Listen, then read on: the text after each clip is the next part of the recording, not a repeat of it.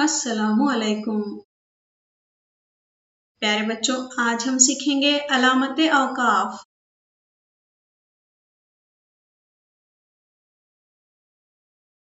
علامت اوقاف میں ہم دیکھیں گے ختمہ، وقفہ، سکتہ، واوین، سوالیہ نشان اور فجائیہ علامت۔ سب سے پہلے ہم دیکھیں گے ختمہ۔ ختمہ جملہ مکمل ہونے پر لگاتے ہیں۔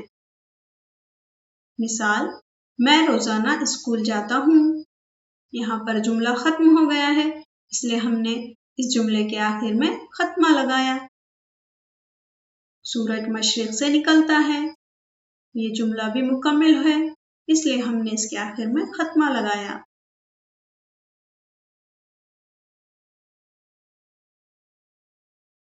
وقفہ، جب دو چھوٹے جملوں کو حرف عطف سے جوڑتے ہیں تب وقفہ استعمال کرتے ہیں۔ مثال، قلعہ فتح ہوا مگر شیر مارا گیا۔ یہاں پر دو جملے ہیں، پہلا قلعہ فتح ہوا، دوسرا ہے مگر شیر مارا گیا۔ ان دونوں جملوں کو درمیان میں مگر اس حرف عطف سے جوڑا گیا ہے، اس لیے یہاں پر وقفے کا استعمال کیا گیا ہے۔ دوسری مثال ہے، دنیا روشن پیدا کی گئی ہے لیکن یہی روشنی کبھی تاریکی میں بھی تبدیل ہو جاتی ہے۔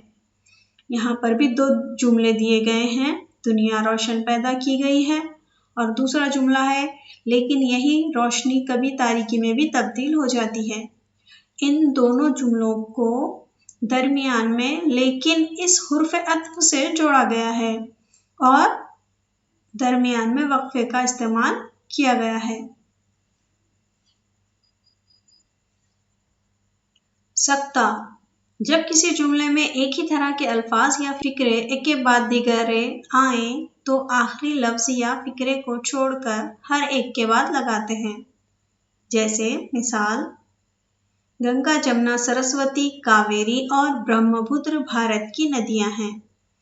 گنگا، جمنا، سرسوتی، کاویری اور برہم پتر یہ ندیوں کے نام ہیں، اس لیے ہر ندی کے نام کے بعد سکتے کا استعمال کیا گیا ہے۔ گنگا کے بعد، جمنا کے بعد اور سرسوتی کے بعد سکتے کا استعمال کیا گیا ہے۔ دوسری مثال ہے، جب سے دنیا بنی ہے سورج اسی طرح روشن ہے۔ یہاں پر دو فقرے دیے گئے ہیں، جب سے دنیا بنی ہے اور سورج اسی طرح روشن ہے، تو ان دونوں فقروں کے درمیان میں سکتے کا استعمال کیا گیا ہے۔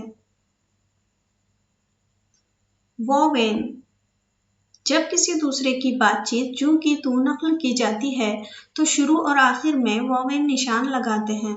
ان نشانات کو واوین کہتے ہیں۔ کبھی کسی خاص اسم کو ایک گہرے واوین سے بھی ظاہر کرتے ہیں۔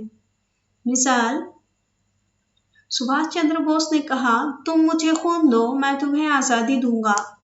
سبھاش چندر بوس کا کہا گیا جملہ جو کا تو لکھا گیا ہے، اس لیے اس کے شروع اور آخر میں ہم نے واوین کا استعمال کیا ہے۔ دوسری مثال ہے، قرآن مسلمانوں کی مقدس کتاب ہے۔ قرآن جو ہے یہ اسم خاص ہے، اس لیے شروع اور آخر میں ہم نے واوین کا استعمال کیا ہے۔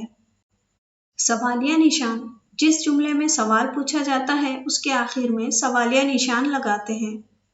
مثال، تمہارا نام کیا ہے؟ یہ ایک سوال ہے، اس لیے ہم نے اس کے آخر میں سوالیہ نشان لگایا ہے۔ دوسری مثال ہے، دکاندار نے پوچھا، آپ کو کیا چاہیے؟ دکاندار نے سوال پوچھا ہے کہ آپ کو کیا چاہیے، اس لیے ہم نے اس کے آخر میں سوالیہ نشان لگایا ہے۔ فجائیہ علامت، حیرت، خوشی یا افسوس وغیرہ ظاہر کرنے والے لفظ یا جملے کے آخر میں لگاتے ہیں۔ مثال، کتنا خوبصورت پرندہ ہے۔ یہاں پر خوشی کا اظہار کیا گیا ہے، اس لیے ہم نے اس کے آخر میں فجائیہ علامت لگائی ہے۔ دوسری مثال ہے، اوفو کتنی گرمی ہے۔ یہاں پر افسوس کیا گیا ہے، اس لیے اوفو کے بعد فجائیہ علامت کا استعمال کیا گیا ہے۔